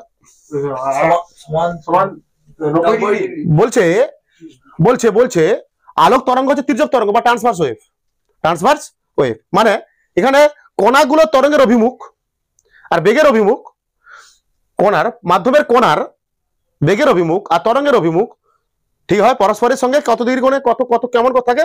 90 ডিগ্রি কোণে কম্পিত হয়, এরকম কম্পিত হয়। বলছে, আচ্ছা লিখে দিই, আগে লিখে দিই। বলছে আলো উৎপন্ন হয়, দেখো নিচে লেখো, আলো উৎপন্ন হয়, লাইট সৃষ্টি হয় কিসের জন্য? তড়িৎ ক্ষেত্র এবং চৌম্বক ক্ষেত্রের মধ্যে সময়ের পার্থক্যের জন্য কি সৃষ্টি হয়? আলো সৃষ্টি হয়। ঠিক আছে? বলছে এখানটায় বলছে কি কেমন হয় আলো দেখার চেষ্টা করি। হ্যাঁ, আলো কেমন হয়, আলো কেমন বিস্তার লাভ করে। আলো কেমন বিস্তার লাভ করে বলছে এখানটায়। আলো তড়িৎ ক্ষেত্র এবং চৌম্বক ক্ষেত্রের সময় পার্থক্যের জন্য সৃষ্টি হয়। ঠিক আছে, দুটো জিনিস দেখতে পাচ্ছি। তড়িৎ ক্ষেত্র মানে কি ই দ্বারা প্রকাশ করা হয়, চৌম্বক ক্ষেত্র মানে কি দ্বারা প্রকাশ করা হয়, বি দ্বারা প্রকাশ করা হয়। এগুলো সব ভেক্টর রাশি। তড়িৎ ক্ষেত্র চৌম্বক ক্ষেত্রের টাইম ভ্যারিং এর জন্য এটা সৃষ্টি হয়, বাট সময়ের পার্থক্যের জন্য সৃষ্টি হয়। ঠিক আছে, বাট তড়িৎ ক্ষেত্র আর চৌম্বক ক্ষেত্র এটা কি ধরনের তরঙ্গ বলছি আমি, ট্রান্সভার্স ওয়েভ বা তির্যক তরঙ্গ। তির্যক তরঙ্গে 9 পড়েছিলাম। তির্যক তরঙ্গের কি হয়, কণাগুলোর গতি আর তরঙ্গের গতি 90 ডিগ্রি থাকে। কণা যদি সামনের দিকে পরস্পর লম্বভাবে থাকে, মানে কণা মানে এরকম হচ্ছে, কণা মানে এরকম হচ্ছে, আর তরঙ্গ যাচ্ছে সামনের দিকে এরকম। এখানটায় তড়িৎ, এখানে আলোটা কেমন যায়, আলোটা একটু অন্যরকম যায়। আলোটা কেমন যায় দেখো, আলোটা কেমন যায়, আলোটা কেমন বিস্তার লাভ করে, আলোক তরঙ্গ কেমন বিস্তার লাভ করে দেখো ভালো করে। আলোক তরঙ্গ কেমন বিস্তার লাভ করে দেখো, বলছে এইটা আলোক তরঙ্গ কেমন বিস্তার লাভ করে, কি হচ্ছে, এটা হচ্ছে ইলেকট্রিক ফিল্ড। কোনটা, এটা হচ্ছে ইলেকট্রিক ফিল্ড। আর এটা হয় কেমন, এই চুপ কর। আলোক তরঙ্গ কেমন যায়, এটা হচ্ছে ওয়াই অক্ষ, এটা কি এক্স অক্ষ, সামনের দিকে হয় একটা অক্ষ, কি অক্ষ, জেড অক্ষ। এক্স অক্ষ, ওয়াই অক্ষ আর জেড অক্ষ, তাই তো, হ্যাঁ বলতে পারো এরকম জেড অক্ষ। ঠিক আছে, এখানে কি হয়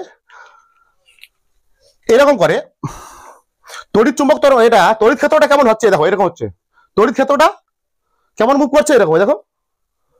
হ্যাঁ ঠিক আছে, ঠিক আছে। আর চৌম্বক ক্ষেত্রটা, চৌম্বক ক্ষেত্র দিয়েছে কি আছে এখানে, আলো তড়িৎ ক্ষেত্র এবং চৌম্বক ক্ষেত্রের সময় পার্থক্যের জন্য সৃষ্টি হচ্ছে, তাই তো। আর চৌম্বক ক্ষেত্রটা কেমন হয়, এটা হচ্ছে তো চৌম্বক ক্ষেত্র, এটা কি চৌম্বক ক্ষেত্রের মাঝের কোণ কত দেখতে পাচ্ছি, 90 ডিগ্রি হচ্ছে। ঠিক আছে, প্রতিটা অক্ষের মধ্যে কোণ কত হয়, এক্স অক্ষ, এক্স এর মধ্যে কোণ কত, এক্স অক্ষের মধ্যে কত 90 ডিগ্রি, জেড অক্ষের সঙ্গে কত হবে 90 ডিগ্রি। এটা জেড অক্ষ মনে করো, এটা ওয়াই অক্ষ, এক্স অক্ষ, জেড অক্ষের সঙ্গে এক্স অক্ষের 90 ডিগ্রি কোণ হয়, আবার জেড অক্ষের সঙ্গে ওয়াই অক্ষেরও 90 ডিগ্রি কোণ হয়, আবার এক্স অক্ষের সঙ্গে ওয়াই অক্ষেরও 90 ডিগ্রি কোণ হয়। আবার কি প্রতিটা অক্ষের সঙ্গে 90 ডিগ্রি কোণ হয়। হ্যাঁ, প্রতিটা অক্ষের সঙ্গে প্রতিটার কি হয় 90 ডিগ্রি কোণ হয়, মনে রাখবে তোমরা। এক্স অক্ষ, এটা এক্স অক্ষ, এটা ওয়াই অক্ষ, এপাশে এদিকটা মানে এইরকম, এইটা এক্স অক্ষ, এটা ওয়াই অক্ষ, এটা এক্স অক্ষ, আর সামনে সামনে দেখো ওয়াই অক্ষ, এক্স অক্ষ, এর সামনে হ্যাঁ এইটা, এটা বলছে এটা, এটা কোনটা তড়িৎ ক্ষেত্রটা, তড়িৎ ক্ষেত্রটা কোন অক্ষ বরাবর মুভ করছে, এরকম এরকম এরকম হচ্ছে। তড়িৎ ক্ষেত্র কেমন হচ্ছে, এরকম ওয়াই অক্ষ বরাবর বলতে পারো। আর চৌম্বক ক্ষেত্রটা এরকম এরকম এরকম। ঠিক আছে, তার মানে দেখতে পাচ্ছি আমরা আলো কেমন বিস্তার লাভ করছে, দেখো আলো কেমন বিস্তার লাভ করছে, ছিপি কই, আলো কেমন বিস্তার লাভ করছে, তড়িৎ ক্ষেত্র কেমন কম্পিত হচ্ছে, এই এই এই এই এই এই এই, আর চৌম্বক ক্ষেত্র কেমন হচ্ছে দেখো, এই এই এই এই এই এই, তাই তো, এরকম এরকম, এখানটা এরকম এরকম এরকম হচ্ছে এরকম। তড়িৎ ক্ষেত্রটা লাইট যাচ্ছে সামনের দিকে, আলোর বেগ কোন দিকে, সামনের দিকে। ঠিক আছে, তড়িৎ ক্ষেত্র মুভ করছে কোন দিকে, ই মুভ করছে কোন দিকে দেখো তো, এক্স ওয়াই প্লেনে। দেখো এটা কি এক্স, এটা কি ওয়াই আর এক্স প্লেনে মুভ করছে। তড়িৎ ক্ষেত্রটা মুভ করছে কোন প্লেনে, এক্স ওয়াই প্লেনে। এটা কি এক্স অক্ষ, এটা কি ওয়াই অক্ষ, তাহলে কি হচ্ছে এক্স ওয়াই প্লেনে এরকম হচ্ছে, এক্স ওয়াই প্লেনে হচ্ছে মুভ করছে। আর চৌম্বক ক্ষেত্রটা, চৌম্বক ক্ষেত্র কেমন হচ্ছে, এই এই এই এই ওয়াই এক্স জেড প্লেনে, এক্স জেড প্লেনে মুভ করছে। বোঝা যাচ্ছে আলো কেমন বিস্তার লাভ করে, আলো কেমন বিস্তার লাভ করে মনে আছে, বুঝতে পারছো তোমরা কেমন হচ্ছে। তড়িৎ তড়িৎ ক্ষেত্র, এটা তড়িৎ ক্ষেত্র এরকম হচ্ছে, চৌম্বক ক্ষেত্র এরকম হচ্ছে, ডিক ডিক ডিক ডিক ডিক ডিক ডিক ডিক করে সামনে এগোচ্ছে আলো। ঠিক আছে, এটা হচ্ছে আলো বিস্তার লাভ করে, এইভাবে আলো বিস্তার লাভ করে। তোমার একটা ছবি তুলো। আমরা জানি তরঙ্গের কিছু ভৌত রাশি থাকে, তার জন্য আলোরও সেই ভৌত রাশিগুলো থাকবে। আমরা 9-এ পড়েছো, তোমরা 9-এ পড়েছো কি ধর্ম থাকবে, কি ভৌত রাশি থাকবে আলোর, এগুলো তরঙ্গের ভৌত ধর্ম, এগুলো কি সব তরঙ্গের ভৌত ধর্ম। যেহেতু আলো একটা তরঙ্গ, তার জন্য আলোর এই ধর্মগুলো থাকবে, এই ভৌত ধর্মগুলো থাকবে বা ভৌত রাশিগুলো থাকবে। কি বিস্তার, বলছে তরঙ্গের গতিপথে অবস্থিত একটা কম্পনশীল কণা সর্বোচ্চ যে সরণ লাভ করে তাকে বলা হয় বিস্তার। আমরা ছবি এঁকেছিলাম মনে আছে, এই বিস্তার, এই এই এই এই তাই তো। এই যে তরঙ্গের গতি, এইটা হচ্ছে একটা মনে করো একটা দড়ি, এটা একটা দড়ি, দড়িকে কি করছে বের করছি, কি হবে এরকম সৃষ্টি হবে, এরকম একটা তরঙ্গ সামনে দিকে যাবে। তাহলে এই কণাটা সর্বোচ্চ বিস্তার লাভ করেছে কোনটা, মাধ্যমের এই কণাটা সর্বোচ্চ বিস্তার লাভ করেছে, এটা বিস্তার লাভ করেছে এরকম, এগুলো কি তাহলে এগুলো বিস্তার, এটা হচ্ছে বিস্তার। বুঝতে পেরেছো যে তরঙ্গের গতিপথে অবস্থিত কোন কম্পনশীল কণা সর্বোচ্চ যে সরণ লাভ করছে তাকে বলা হচ্ছে বিস্তার। তরঙ্গ দৈর্ঘ্য কি, তরঙ্গের উপর অবস্থিত দুটি সমদশা সম্পন্ন কণা, এই দেখো এটা একটা সমদশা সম্পন্ন, এটা একটা সমদশা সম্পন্ন, বলছে তরঙ্গের গতিপথে অবস্থিত পরপর দুটি সমদশা সম্পন্ন কণা, এটা একটা সমদশা সম্পন্ন, এদুকে কি বলি আমরা তরঙ্গ শীর্ষ বলি, তরঙ্গ শীর্ষ, এদের মধ্যবর্তী দূরত্বকে বলা হচ্ছে কি ল্যামডা। বা একটা তরঙ্গ শীর্ষ আর একটা তরঙ্গ পাদের পরপর দুটি তরঙ্গ শীর্ষ এবং তরঙ্গ পাদের মধ্যবর্তী দূরত্বকে বলা হয় তরঙ্গ দৈর্ঘ্য। 3-4 সংখ্যা লিখেছিলাম। কম্পাঙ্ক কি, 1 সেকেন্ডে যতগুলি পূর্ণ তরঙ্গ সৃষ্টি হবে তাকে বলা হচ্ছিল হ্যাঁ তরঙ্গের গতিপথে অবস্থিত কোনো কম্পনশীল কণা, তরঙ্গের গতিপথে অবস্থিত কোনো কম্পনশীল কণা 1 সেকেন্ডে যতগুলি পূর্ণ তরঙ্গ সৃষ্টি করে। ঠিক আছে, পর্যায়কাল কি, একটি পূর্ণ তরঙ্গ সৃষ্টি করতে যে সময় লাগে। তরঙ্গ বেগ কি, 1 সেকেন্ডে যে দূরত্ব অতিক্রম করে, কোন তরঙ্গ 1 সেকেন্ডে যে দূরত্ব অতিক্রম করে তাকে বলা হয় তরঙ্গের বেগ। শর্টে লিখে রাখ, কোনো সমস্যা পড়বে না, এবারে শুধু বুঝে নাও। বিস্তার কি, কোন কম্পনশীল কণা সর্বোচ্চ যে সরণ লাভ করছে তাকে বলা হয় বিস্তার। তরঙ্গ দৈর্ঘ্য কি, তরঙ্গের গতিপথে অবস্থিত পরপর দুটি সমদশা সম্পন্ন কণার মধ্যবর্তী দূরত্বকে বলা হয় কম্পাঙ্ক, তরঙ্গ দৈর্ঘ্য। বা এটাও হতে পারে দুটো তরঙ্গ শীর্ষের পরপর দুটি তরঙ্গ শীর্ষের মধ্যবর্তী যে দূরত্ব তাকেও বলি আমরা তরঙ্গ, এই দুটোকে বলা তরঙ্গ শীর্ষ, এই নিচের গুলোকে বলা তরঙ্গ পাদ। তোমরা পড়েছো, 9-এ পড়েছো, যাই হোক ছাড়ো। কম্পাঙ্ক এটা, পর্যায়কাল এটা, তরঙ্গের বেগ এটা। আচ্ছা লেখো এবার।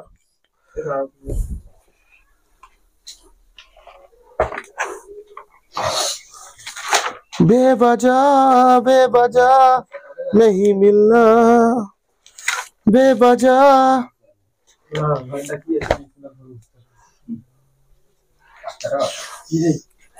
এবার আমরা ভালো জিনিস শেখাবো তোমাদের। তরঙ্গ দৈর্ঘ্যের সাপেক্ষে কোন মাধ্যমের প্রতিসরাঙ্ক, ভেরি ভেরি ইম্পর্টেন্ট টপিক, এটা শেখানোর জন্য আমি আসছিলাম। এবার আমাদের শিখবো, আমাদের টপিক হবে এই টপিকটার মধ্যে ইম্পর্টেন্ট টপিক, পরীক্ষা পড়ে তোমাদের, তরঙ্গ দৈর্ঘ্যের সাপেক্ষে কোন মাধ্যমের প্রতিসরাঙ্ক। ঠিক আছে, তরঙ্গ দৈর্ঘ্যের সাপেক্ষে কোন মাধ্যমের প্রতিসরাঙ্ক। ওকে, তরঙ্গ দৈর্ঘ্যের সাপেক্ষে কোন মাধ্যমের, আমরা জানি প্রতিসরাঙ্ক সমান কি জানি, সি বাই ভি এম, বা এটা ছিল কি সাইন আই বাই সাইন আর, এটা ছিল তো। এবার আর একটা নতুন সূত্র আসবে, এবার হ্যাঁ প্রতিসরাঙ্কের আর একটা নতুন সূত্র আসবে তোমাদের সামনে। আমরা এখন করছি কি, এখন করছি ইম্পর্টেন্ট টপিক, এটা ভালো করে দেখো। তরঙ্গ দৈর্ঘ্যের সাপেক্ষে কোন মাধ্যমের প্রতিসরাঙ্ক। হ্যাঁ, প্রতিসরাঙ্ক মানে আমরা জানি কি শূন্য, একটা দুটো সূত্র জেনেছি, প্রতিসরাঙ্কের দুটো সূত্র আমরা তোমাদের করিয়েছি আমি। কি কোন মাধ্যমের প্রতিসরাঙ্ক সমান শূন্য মাধ্যমের আলোর বেগ বাই ওই মাধ্যমে আটা করেছি সাইন আই বাই সাইন আর, স্নেলের সূত্র সাহায্যে করেছি আমরা, স্নেলের সূত্র, তাই না। এবার একটা নতুন সূত্র নিয়ে আসবো এবার আমি তোমাদের সামনে। ওকে, লেখো। আমরা জানি কি জানি বলতো, আমরা জানি উই নো দ্যাট, আমরা জানি তরঙ্গ বেগ সমান কি, তরঙ্গ বেগ ভি সমান, ভি সমান কি সম্পর্কটা বলো, তরঙ্গ বেগ ভি সমান কি হয়, ভি সমান ল্যামডা এফ, ভি সমান ল্যামডা এফ। আমরা জানি ভি সমান কি ল্যামডা এফ, জানি এটা ভি সমান ল্যামডা এফ। ভি সমান কি তরঙ্গের বেগ, ল্যামডা মানে কম্পাঙ্ক, মানে কি এটা কি, এফ মানে কি কম্পাঙ্ক, এফ মানে কম্পাঙ্ক, ল্যামডা মানে তরঙ্গ দৈর্ঘ্য। ঠিক আছে, এটা আমরা করবো এবার প্রমাণ। হ্যাঁ, আমরা জানি ভি সমান, আবার লেখো, আবার আমরা লিখতে পারি এফ সমান কি জানি 1 বাই ফ্রিকোয়েন্সি সমান 1 বাই পর্যায়কাল, জানি তো। ফ্রিকোয়েন্সি সমান 1 বাই টাইম পিরিয়ড, ফ্রিকোয়েন্সি সমান 1 বাই টাইম পিরিয়ড, আর আমরা জানি। তার জন্য এখানটা এবার সূত্রটাকে এইভাবে লিখতে পারি, সূত্রটাকে দেখো, ভি সমান কোন সূত্রটাকে, ভি সমান ল্যামডা বাই টি লিখতে পারি, লিখতে পারি তো। এখান থেকে আসল জিনিসটা লিখবো, আবার দেখো আচ্ছা এছাড়াও আমরা জানি কি বলতো, এছাড়াও আমরা জানি কোন মাধ্যমের প্রতিসরাঙ্ক সমান, ঠিক আছে, শূন্য মাধ্যমে আলোর বেগ বাই ওই মাধ্যমে আলোর বেগ, ঠিক আছে। আমরা জানি কোন মাধ্যমের প্রতিসরাঙ্ক সমান শূন্য মাধ্যমে আলোর বেগ বাই ওই মাধ্যমে আলোর বেগ। তাহলে এখানে মিউ এম সমান আবার লিখতে পারি, কি লিখবো এখানে বলো তো? এটা এবার তো নিয়ে আসতে হবে, মূল জায়গায় আসতে হবে আমাকে, না সম্পর্ক তৈরি করতে হবে আমাকে। কি করতে হবে? সম্পর্ক। তরঙ্গের বেগ সমান ভি সমান ল্যামডা এফ। তারপর লিখবে এটা, এগুলো না লিখলে চলবে, মাঝে এগুলো না লিখলে চলবে, ঠিক আছে, এইগুলো। তাহলে আমরা জানি, তারপর লিখবে কম্পাঙ্ক সমান এটা বাই এটা। আচ্ছা আমরা এটা তো জানি ভি সমান কি হয়, ল্যামডা ইন্টু এফ। তারপরে এটা সি মানে কি, এখানে শূন্য মাধ্যমে আলোর বেগ। তাহলে এখানে সি সমান আমরা কি লিখতে পারি বলতো? সি সমান কি লিখবো এটাকে? শূন্য মাধ্যমে তো, এটা শূন্য মাধ্যমে মানে বলতে পারো বায়ু মাধ্যমে, বায়ু মাধ্যমে তো, শূন্য মাধ্যমে মানে বায়ু মাধ্যম বা বায়ু মাধ্যমে বলতে পারো, শূন্য মাধ্যমে বা বায়ু মাধ্যমের আলোর বেগ। আর এটা কি ওই মাধ্যমে আলোর বেগ। এটাকে লেখা যায়, কি লেখা যায়, এটাকে তো ল্যামডা আকারে লেখা যায়, তাই তো? এটা তো বেগ, এটা বেগ সমান কি ল্যামডা ইনটু এফ। তাহলে শূন্য মাধ্যমে আলোর বেগ কি হবে? শূন্য মাধ্যমে আলোর তরঙ্গ দৈর্ঘ্য ইনটু শূন্য মাধ্যমে আলোর কম্পাঙ্ক। হ্যাঁ, আর ভিএম সমান আমরা কি লিখতে পারি আবার? ওই মাধ্যমে আলোর তরঙ্গ দৈর্ঘ্য ইনটু ওই মাধ্যমে আলোর কম্পাঙ্ক লিখতে পারি। আরো বোঝার চেষ্টা করে, কিন্তু এইখানে এটা কি করে আসে? আমরা জানি কি ল্যামডা তরঙ্গের বেগ সমান ল্যামডা ইনটু এফ। হ্যাঁ, সি মানে এখানটা শূন্য মাধ্যমে আলোর বেগ, আলোর বেগ এটাও তো বেগ। হ্যাঁ, শূন্য মাধ্যমে আলোর বেগ বা বায়ু মাধ্যমে আলোর বেগ। তাহলে সি সমান লিখতে পারি কি, ল্যামডা শূন্য মাধ্যমে আলোর তরঙ্গ দৈর্ঘ্য, শূন্য মাধ্যমে আলোর ইনটু শূন্য মাধ্যমে আলোর বায়ু বা শূন্য বায়ু, ধরো এটা ধরো শূন্য না, বায়ু মাধ্যমে আলোর বেগ, কিন্তু কি এটা বায়ু মাধ্যমে আলোর বেগ। তাহলে বায়ু মাধ্যমে আলোর বেগ সমান কি হবে? মানে আলোর বেগ মানে কি জানি, তরঙ্গ দৈর্ঘ্য ইনটু কম্পাঙ্ক। তাহলে এবার বায়ু মাধ্যমে আলোর বেগ সি সমান কি লিখতে পারি, বায়ু মাধ্যমে তরঙ্গ দৈর্ঘ্য, আলোর তরঙ্গ দৈর্ঘ্য বায়ু মাধ্যমে আলোর কম্পাঙ্ক। আবার ওই মাধ্যমে আলোর বেগ, এটা ভিএম মানে কি ওই মাধ্যমে, তাহলে ওই মাধ্যমে আলোর বেগ মানে কি লিখবো, ওই মাধ্যমের তরঙ্গ দৈর্ঘ্য, ওই মাধ্যমে আলোর তরঙ্গ দৈর্ঘ্য ইনটু ওই মাধ্যমে আলোর কম্পাঙ্ক। তাহলে সি জায়গায় কি লিখবো আমরা, lambda a into lambda a, sorry f a, তাই তো ফ্রিকোয়েন্সি। ভিএম সমান কি লিখবো, lambda m into f m লিখতে পারি। ঠিক আছে, ঠিক আছে। এছাড়া এবার মনে রাখবে তোমরা, মনে রাখবে একটা মাথায় একটা দিন মাথায় রাখবে, এর নিচে লিখবে তোমরা, এর নিচে লিখবে, হ্যাঁ এর নিচে লিখবে, বা আমি এখানে নিচে লিখছি, পাশে লিখবো। আচ্ছা, বলছে কম্পাঙ্ক কি, আমরা আগের বারে ক্লাসে বলেছিলাম তোমাদের, আমি ক্লাস 9 বলেছিলাম তোমাদের, ক্লাস 9 কি বলেছিলাম তোমাদের, আমি ক্লাস 9 কি বলেছিলাম যে কম্পাঙ্ক তরঙ্গের, কম্পাঙ্ক তরঙ্গের কি কি উপাদানের ধর্ম, সরি উৎসের ধর্ম, সরি হ্যাঁ রাইট, তরঙ্গ কম্পাঙ্কের উৎসের ধর্ম হয় না। মানে একটা আলো বলছে কম্পাঙ্ক কি তরঙ্গের উৎসের ধর্ম, কম্পাঙ্ক কি উৎসের ধর্ম।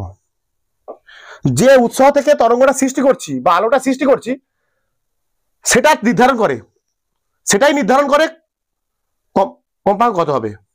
তাই আলো যখন এক মাধ্যম থেকে অন্য মাধ্যমে প্রবেশ করে কম্পাঙ্কের কোনো পরিবর্তন হয় না। তাই আমরা বলতে পারি এখানটায় বায়ুতে আলো যা তরঙ্গ দৈর্ঘ্য হবে,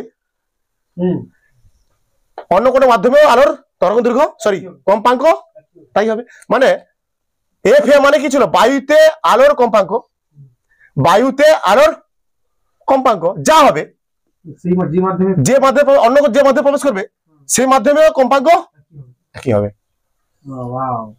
ঠিক আছে, বুঝতে পারছো? মানে এখানে এফ এ সমান এফ এম। মানে বায়ুর মধ্যে আলোর কম্পাঙ্ক যা হবে, অন্য মাধ্যমে প্রবেশ করলে তারও কম্পাঙ্ক একই হবে। মানে এফ এ সমান এফ এম। তার জন্য আমরা এখানে লিখতে পারি, কোথায় লিখবো বলতো, এবার লিখছে মিউ এম সমান, নিচে লিখবো তোমরা কি লিখবে, নিচে লিখবে মিউ এম সমান, এই দুটো কেটে যাবে, এই দুটো কেটে যাবে, তাহলে এই দুটো কেটে যাবে তো, তাহলে মিউ এম সমান কি পেলাম, lambda A by lambda M. বায়ুতে আলো তরঙ্গ দৈর্ঘ্য বাই যে মাধ্যমে প্রবেশ করছে তার আলো সেই মাধ্যমে আলো তরঙ্গ দৈর্ঘ্য। হ্যাঁ হ্যাঁ, এর নিচে অবশ্যই এর নিচে লিখবে। এইটি সম্পর্ক বেরিয়ে গেলাম, আটা সম্পর্ক বেরিয়ে গেল। এটা কি তরঙ্গ দৈর্ঘ্যের সাপেক্ষে কোন মাধ্যমের প্রতিসরাঙ্ক। কোন মাধ্যমের প্রতিসরাঙ্ক সমান বাই মাধ্যমে আলো তরঙ্গ দৈর্ঘ্য বাই ওই মাধ্যমে আলোর তরঙ্গ দৈর্ঘ্য। এখন আমরা করলাম তরঙ্গ দৈর্ঘ্যের সাপেক্ষে কোন মাধ্যমের প্রতিসরাঙ্ক। আমরা জানি কোন মাধ্যমে তরঙ্গের বেগ মানে কি জানি, ভি সমান ল্যামডা গুণিতক এফ। ল্যামডা মানে তরঙ্গ দৈর্ঘ্য, এফ মানে কি কম্পাঙ্ক। ওকে, আবার আমরা জানি এফ সমান কি 1/t, মানে কম্পাঙ্ক সমান 1/পর্যায়কাল, 1/পর্যায়কাল। বা ভি সমান এখানে লিখতে পারি, এইটাকে আবার লিখতে পারি আমরা ভি সমান এফ এর মান কত 1/t, এফ এর মান কত মানে 1/পর্যায়কাল, তাহলে ভি সমান কত হবে λ/t। দরকার এই দুটো লাগবে না এখন, হ্যাঁ এই দুটো লাগবে না। এবার আবার তোমরা লেখো প্রতিসরাঙ্কের কোন মাধ্যমের প্রতিসরাঙ্কের সূত্র জানো তোমরা, আগে পড়েছি তোমাদের আমি আগেই পড়েছি। কোন মাধ্যমের প্রতিসরাঙ্ক সমান শূন্য মাধ্যমে আলোর বেগ বাই ওই মাধ্যমে আলোর বেগ। আমরা জানি ভি সমান ল্যামডা ইনটু এফ, তরঙ্গের বেগ সমান তরঙ্গের আলোর দৈর্ঘ্য, তরঙ্গের তরঙ্গ দৈর্ঘ্য বাই তরঙ্গের কম্পাঙ্ক। তাই এখানে সি মানে কি শূন্য মাধ্যমে আলোর বেগ বা বায়ু মাধ্যমে আলোর বেগ। হ্যাঁ, তাহলে সি জায়গায় কি লিখবো আমরা, সি সমান কি লিখতে পারি এখানটা বায়ু মাধ্যমের আলোর তরঙ্গ দৈর্ঘ্য গুণিতক বায়ু মাধ্যমে আলোর কম্পাঙ্ক। আবার ভিএম মানে ওই মাধ্যমে আলোর বেগ সমান কি হবে ওই মাধ্যমে আলোর তরঙ্গ দৈর্ঘ্য বাই ওই মাধ্যমে আলোর কম্পাঙ্ক। আবার আমরা জানি এই কম্পাঙ্ক হচ্ছে উৎসের ধর্ম, তাই সব মাধ্যমেই আলোর কম্পাঙ্ক সবসময় কি হবে সমান হবে। আলোর কম্পাঙ্ক কি তরঙ্গের কিসের ধর্ম, উচ্চ ধর্ম, মানে যে কোনো মাধ্যমের কম্পাঙ্ক সমান হবে। যে কোনো মাধ্যমে বায়ু মাধ্যমে আলোর কম্পাঙ্ক যা হবে সেই জল মাধ্যমেও সেই আলোর কম্পাঙ্ক তাই হবে। ঠিক আছে, মানে এখানে এফ এ সমান এফ এম, মানে বায়ুতে কম্পাঙ্ক আলোর কম্পাঙ্ক যা হবে কোন মাধ্যমে আলোর কম্পাঙ্ক তাই হবে। এইটাই তো বললাম, বায়ুতে আলোর কম্পাঙ্ক যা হবে অন্য কোনো মাধ্যমে আলোর কম্পাঙ্ক তাই হবে। তাহলে এই দুটো কেটে যাবে, তাহলে কি পাবো আমরা কোন মাধ্যমের প্রতিসরাঙ্ক সমান ওই বায়ু মাধ্যমে তরঙ্গ বা শূন্য মাধ্যমে আলো তরঙ্গ দৈর্ঘ্য বাই যে মাধ্যমে কম্পাঙ্ক বের করবো সেই মাধ্যমে আলোর তরঙ্গ দৈর্ঘ্য। লাস্ট ছোট টপিক লেখো তোমরা এবার, তরঙ্গ দৈর্ঘ্য বাড়লে কম্পাঙ্ক কমে যাবে। তাহলে আজকের আমাদের লাস্ট টপিক হয়ে গেল কি তরঙ্গ দৈর্ঘ্যের সাপেক্ষে কোন মাধ্যমের প্রতিসরাঙ্ক করছি আমরা। একটা করে নিয়েছি, কি করে নিয়েছি এইটা করে নিয়েছি আমরা অলরেডি। কোন মাধ্যমের প্রতিসরাঙ্ক সমান শূন্য মাধ্যমে আলোর তরঙ্গ দৈর্ঘ্য বাই ওই মাধ্যমে আলোর তরঙ্গ দৈর্ঘ্য। এবং বিজ্ঞানী কোসি আর একটা সম্পর্ক নিয়ে আসেন, কার মধ্যে তরঙ্গ দৈর্ঘ্য ও প্রতিসরাঙ্কের মধ্যে। বিজ্ঞানী কোসি তরঙ্গ দৈর্ঘ্য ও প্রতিসরাঙ্কের মধ্যে আরো একটি সম্পর্ক স্থাপন করেন, সেটা কি প্রতিসরাঙ্ক সমান a plus B by lambda square. এখানে এ আর বিটা কি ধ্রুবক বলা হচ্ছে, এ আর বিটা কি বলছে এর মান, এদের মান কার উপর নির্ভর করবে, মাধ্যমের উপর নির্ভর করবে। এর বির মান মাধ্যমের উপর নির্ভর করবে। এখানে তিনি বলেন যত তরঙ্গ দৈর্ঘ্য বাড়বে মাধ্যমের কম্পাঙ্ক প্রতিসরাঙ্ক তত কমবে। যত তরঙ্গ দৈর্ঘ্য বাড়বে, ব্যাস সম্পর্ক তো এটা, ব্যাস সম্পর্ক, যত তরঙ্গ দৈর্ঘ্য বাড়বে প্রতিসরাঙ্ক তত কমবে। আর এটা কমবে তত বাড়বে। যদি এটা যদি কমে, তরঙ্গ দৈর্ঘ্য যদি কমে প্রতিসরাঙ্ক বাড়বে। মানে প্রতিসরাঙ্ক বাড়বে কখন, প্রতিসরাঙ্ক কখন বাড়বে যখন ল্যামডা কমবে, যখন প্রতিসরাঙ্ক কমবে মানে যখন ল্যামডা বাড়বে। ব্যস্ত সম্পর্ক আমরা এটা দেখতে পাচ্ছি, কি সম্পর্ক, ব্যস্ত সম্পর্ক দেখতে পাচ্ছি। এটা কার সূত্র, কার সম্পর্ক সমীকরণ, এটা কোসি, বিজ্ঞানী কোসির সমীকরণ। তাহলে আমরা এখন তাহলে কি শিখলাম, আমরা কি শিখলাম প্রতিসরাঙ্কের আর একটা রুল শিখলাম। তো আমরা প্রতিসরাঙ্কের আর একটা রুল শিখলাম। আমরা আগে জানতাম কি প্রতিসরাঙ্ক সমান মিউ সমান কোন সাইন আই বাই সাইন আর। এটা আমরা দেখেছিলাম স্নেলের সূত্র থেকে, যে আপাতন কোণের সাইন আর প্রতিসরণ কোণের সাইনের অনুপাত সর্বদা ধ্রুবক হয়। সেই ধ্রুবকটাকে আমরা কি নাম দিয়েছিলাম, প্রতিসরাঙ্ক। প্রথম মাধ্যমের সাপেক্ষে দ্বিতীয় মাধ্যমের প্রতিসরাঙ্ক। তারপর আরেকটা বের করেছিলাম কোন মাধ্যমের প্রতিসরাঙ্ক সমান শূন্য মাধ্যমে আলোর বেগ বাই ওই মাধ্যমের আলোর বেগ। তো এখন আমরা করলাম আরেকটা করলাম প্রমাণ, কি বললাম, মিউ সমান শূন্য মাধ্যমে আলোর তরঙ্গ দৈর্ঘ্য, শূন্য মাধ্যমে আলোর বাই ওই মাধ্যমে আলোর তরঙ্গ দৈর্ঘ্য। করলাম না? বললাম তো। এইটা হচ্ছে প্রতিসরাঙ্কের তিনটে ফর্মুলা আমরা পেয়ে গেছি আমরা, ঠিক আছে? প্রতিসরাঙ্কের তিনটে ফর্মুলা শিখে নিলাম আমরা। এখন আমরা পড়ব তড়িৎ চুম্বকীয় তরঙ্গের বর্ণালী। তাহলে তড়িৎ চুম্বকীয় তরঙ্গের বর্ণালী বলছে, তড়িৎ চুম্বকীয় তরঙ্গগুলোকে যদি আমরা, কি বললাম আমি, তড়িৎ চুম্বকীয় তরঙ্গগুলোকে যদি আমরা তাদের তরঙ্গ দৈর্ঘ্য বা কম্পাঙ্ক বা শক্তি অনুসারে সাজাই, তখন যে বর্ণালী পাবো তাকে বলবো তড়িৎ চুম্বকীয় বর্ণালী। বলছে তড়িৎ চুম্বকীয় তরঙ্গগুলিকে তাদের তরঙ্গ দৈর্ঘ্য, কি বললাম, তড়িৎ চুম্বকীয় বর্ণালীগুলিকে, সরি, তড়িৎ চুম্বকীয় তরঙ্গগুলিকে তাদের তরঙ্গ দৈর্ঘ্য এবং বা কম্পাঙ্ক বা শক্তি অনুসারে সাজালে যে বর্ণালী পাওয়া যায় তাকে বলা হচ্ছে তড়িৎ চুম্বকীয় বর্ণালী। বলছে তড়িৎ চুম্বকীয় বর্ণালী আবার দুটো ভাগ আছে।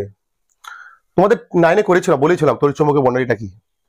GX UV IMR, GX UV gamma, X ray, gamma রশ্মি, gamma ray, X ray, ultraviolet ray, visible light ray, infrared, microwave, radio wave, এগুলো হচ্ছে সব তড়িৎ চুম্বকীয় বর্ণালী।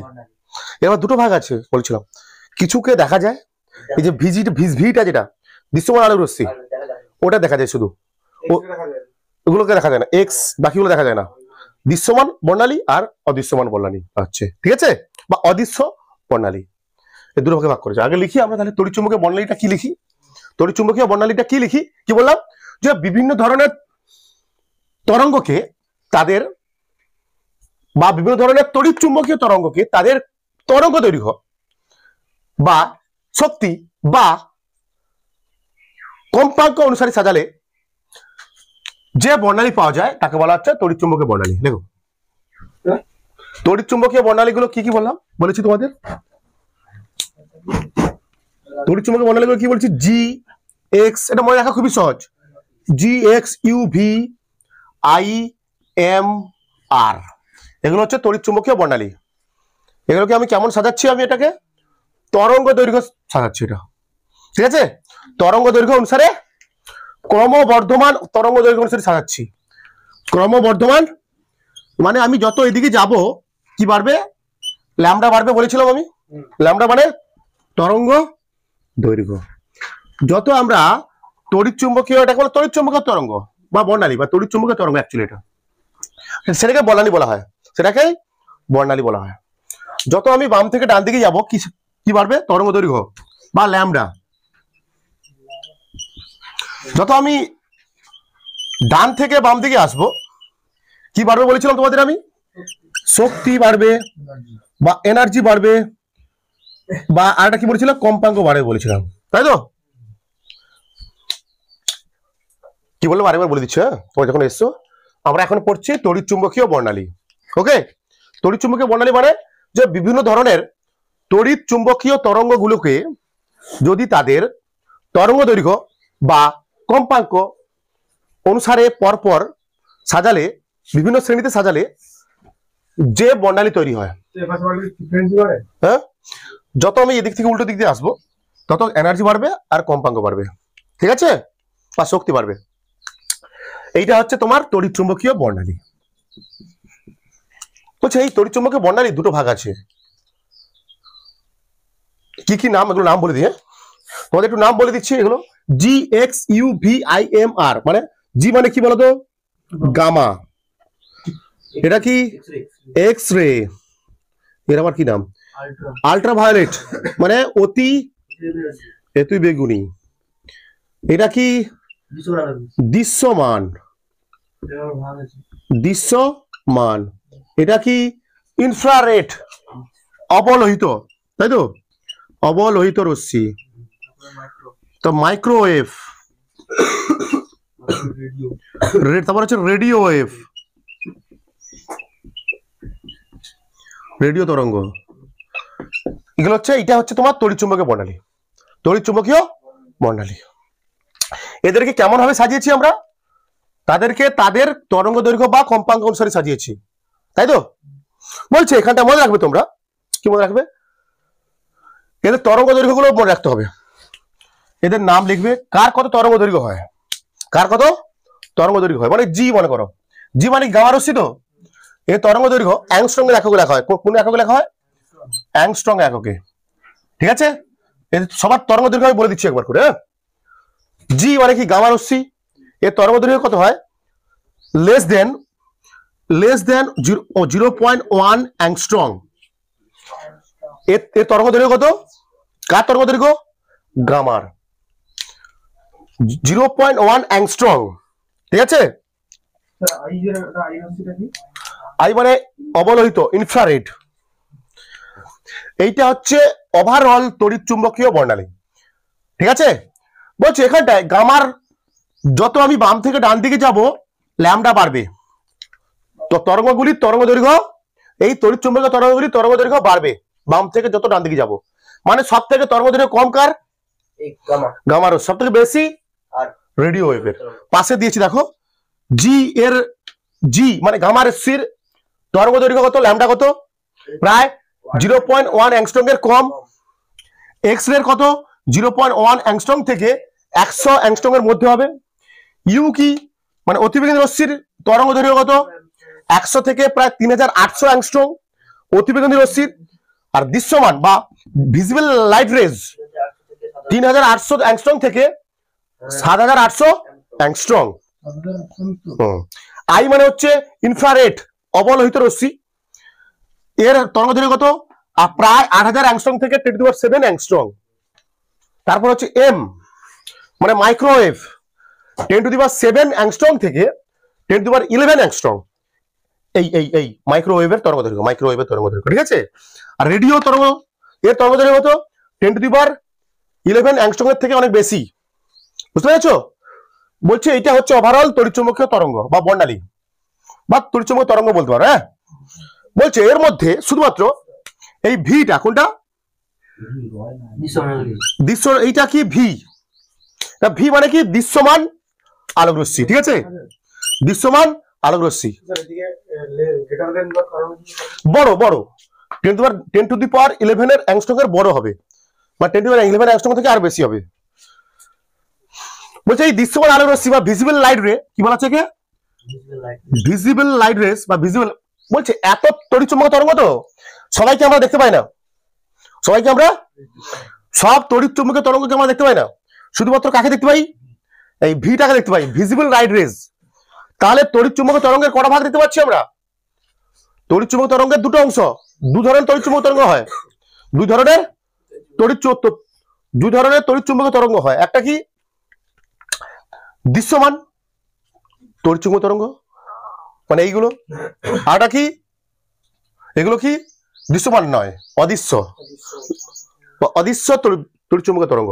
বলছে এই দৃশ্যমান তড়িৎচুম্বকীয় তরঙ্গের ভাগ রয়েছে, দৃশ্যমান তড়িৎচুম্বকীয় তরঙ্গের ভাগ রয়েছে কটা ভাগ? 7টা। পড়েছি তোমরা? আচ্ছা আগে বলে দিই, লিখে নাও, পরের পেজে করবো। হ্যাঁ, পরের এতে করবো। লিখে নাও কি? তড়িৎচুম্বকীয় বর্ণালীকে দুভাগে ভাগ করা যায়, তড়িৎচুম্বকীয় বর্ণালীকে দুভাগে ভাগ করা যায়। হেডিং করো তোমরা, দৃশ্যমান আলোক রশ্মি। কি বললাম আমি?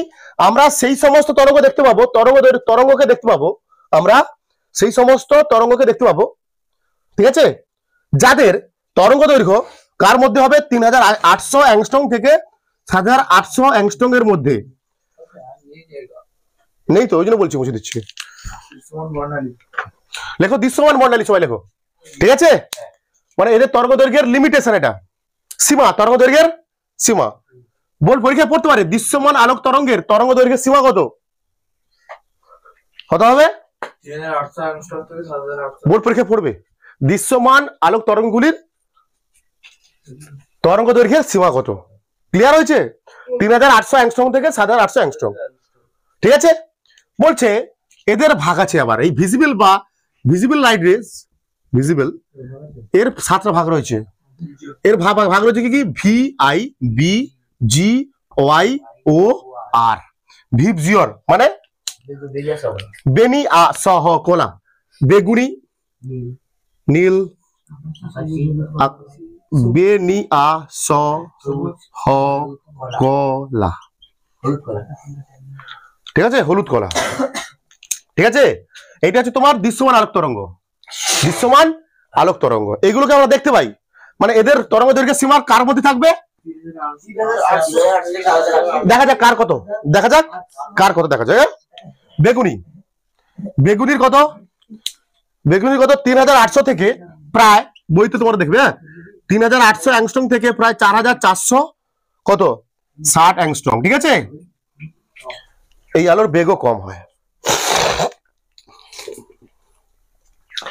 বলছে এই দৃশ্যমান আলোক তরঙ্গগুলো আমরা দেখতে পাই, দৃশ্যমান আলোক তরঙ্গগুলো আমরা দেখতে পাই। এই সবকটা মনে রাখতে হবে এগুলো তোমাদের।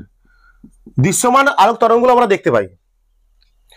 এই দৃশ্যমান আলোক তরঙ্গগুলির তরঙ্গ দৈর্ঘ্যের সীমা কত? 3800 অ্যাংস্ট্রম থেকে 7800 অ্যাংস্ট্রম। পরীক্ষা ডাইরেক্ট দিয়ে দেবে দৃশ্যমান আলোক তরঙ্গের তরঙ্গ দৈর্ঘ্যের সীমা কত? 3800 অ্যাংস্ট্রম থেকে 7800 অ্যাংস্ট্রম, প্রায় প্রায়। বলছে এই দৃশ্যমান আলোক তরঙ্গ, হ্যাঁ, দৃশ্যমান আলোক তরঙ্গকে আমরা এই 7টা ভাগে ভাগ করি। ভিপ জিওর বা বেনি আসহ কলা, মানে এটা বি মানে বেগুনি, নীল, আকাশি, সবজি, সবুজ, হলুদ, কলা, কমলা, লাল। বলছে এদের প্রতিটা আলোক রশ্মির, এগুলো কি তোমাদের প্রতিটা আলোক রশ্মির কি দেখালাম এখানটায়?